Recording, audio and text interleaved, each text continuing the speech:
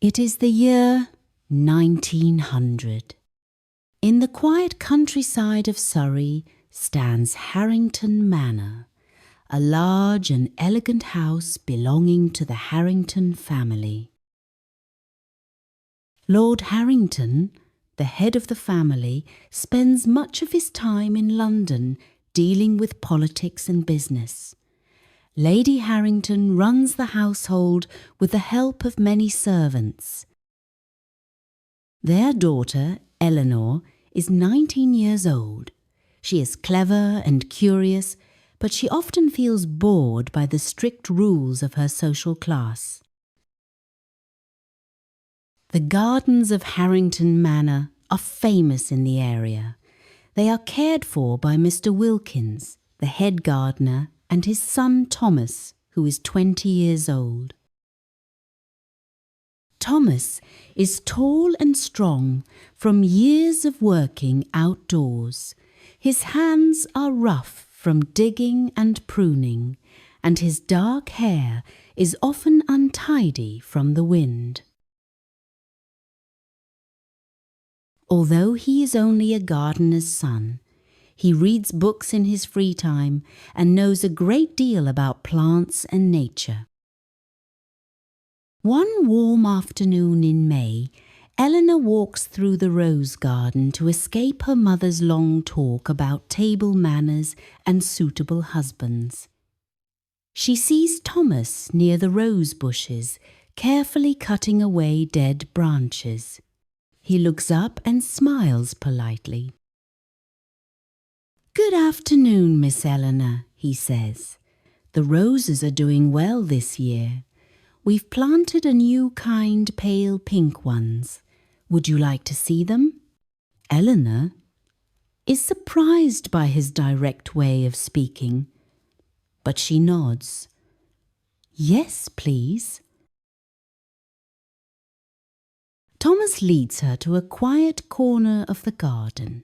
He points out the new roses and explains how he mixed two different kinds to create them. Eleanor listens carefully.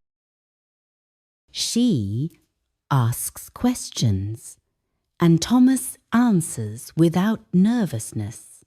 They talk for nearly 20 minutes before Eleanor realizes she should return to the house. After that day, Eleanor begins visiting the gardens more often. She says she wants fresh flowers for the dining table or needs to choose plants for the conservatory. But really, she wants to talk to Thomas. They discuss many things: the weather, the birds that visit the garden, the books Eleanor reads, and even the changes happening in the world. Thomas has read some of the same novels as Eleanor, borrowed from the village library, and he shares his opinions about the stories. As summer arrives, their meetings become more frequent. They meet early in the morning before the other servants are awake, or late in the afternoon when most of the family is resting. They sit on an old bench near the orchard and talk quietly. Thomas teaches Eleanor how to plant seeds properly. Eleanor shows him a map of Europe and describes the cities she visited with her family. One evening in July, they walk along the small river at the edge of the estate. The sun is setting and the light is golden. "Thomas," Eleanor says softly, "I enjoy our conversations more than any ball or dinner party." Thomas stops walking and looks at her. "Miss Eleanor, you know this isn't allowed. If your father finds out, I'll lose my job, and it could ruin your future." "I know," she answers, "but I don't care about those rules when I'm with you." Thomas takes a step closer. "I feel the same, but it's dangerous." They stand in silence for a moment. Then Thomas gently touches her hand. Eleanor does not pull away. Instead, she holds his hand tightly. During August, the family holds a large garden party. Many guests arrive in fine clothes. Among them is Mr. Reginald Wentworth, the son of a wealthy family. Lord Harrington hopes Eleanor will like him. During the party, Eleanor and Thomas try to avoid each other, but their eyes meet across the lawn several times. Late that night, after the guests have left, Eleanor slips out of the house and meets Thomas behind the stables. "We must be very careful," she whispers. "I know," Thomas replies, "but I can't stop thinking about you." Unfortunately, secrets are hard to keep in a big house full of servants. One of the maids sees them together one morning. She tells the housekeeper, who tells Lady Harrington. A few days later, Lord Harrington calls Eleanor to his study.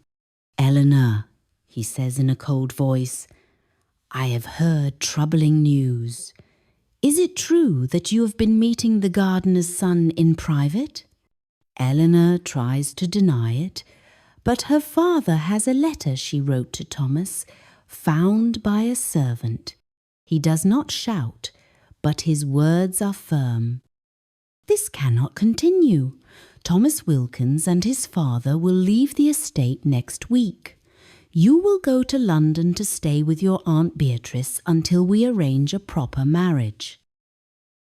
Eleanor begs him to change his mind. She cries and explains that she loves Thomas. But Lord Harrington does not listen. "You are a Harrington," he says. "We have responsibilities. You will marry someone of your own class." Thomas's father is told the same day. He is angry with his son but has no choice. They begin packing their belongings. On the last evening, Eleanor sneaks to the gardener's cottage. Thomas is outside, looking at the stars.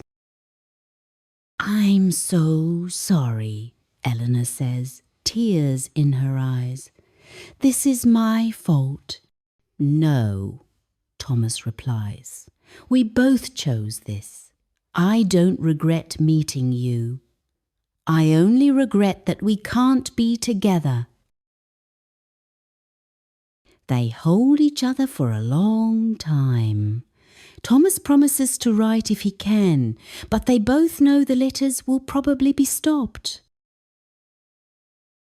The next morning, Eleanor watches from her bedroom window as the cart takes Thomas and his father away. The gardens look empty without him. A week later, Eleanor is sent to London. Her aunt introduces her to many young men from good families. Eventually, she agrees to marry Reginald Wentworth. It is a calm and respectable marriage. She has children and lives the life expected of her. Thomas finds work on another estate far away. He never marries. Years later, people who knew them say that Eleanor sometimes walked alone in the rose garden, touching the pale pink flowers that Thomas had planted so long ago. And in the year 1900, in a quiet corner of Surrey, a love story began and ended, stopped by rules that were stronger than feelings. This story didn't use difficult vocabulary on purpose. It was designed to help you focus on listening, pronunciation, and natural sentence rhythm. Not on memorizing hard words, Now that we've finished the story, let's take a closer look at culture and everyday life in England around the 1900s and see how social class, rules, and expectations shaped people's lives and relationships.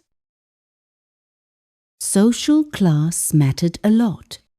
In the early 1900s, social class influenced almost every part of daily life. Who you married, where you lived, and even who you were expected to speak to were often decided by your social position, not by personal feelings or choice. Love was not always a choice. Marriage was usually seen as a duty rather than a romantic decision. Families cared deeply about reputation and security, so a good marriage meant stability and respectability.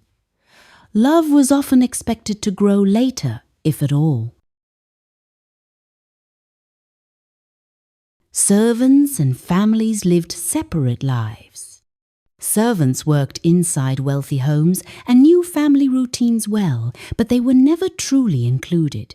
Clear social boundaries existed, and relationships across classes were discouraged and considered risky. Women had limited freedom. Young women from respectable families had very few choices about their future. Their behavior was closely watched because it reflected the honor and reputation of the entire family. Reputation was everything. People lived in small social circles where everyone noticed everything. Being talked about or becoming the subject of gossip could quietly damage someone's future, which is why secrecy and caution mattered so much. Respectable did not always mean happy.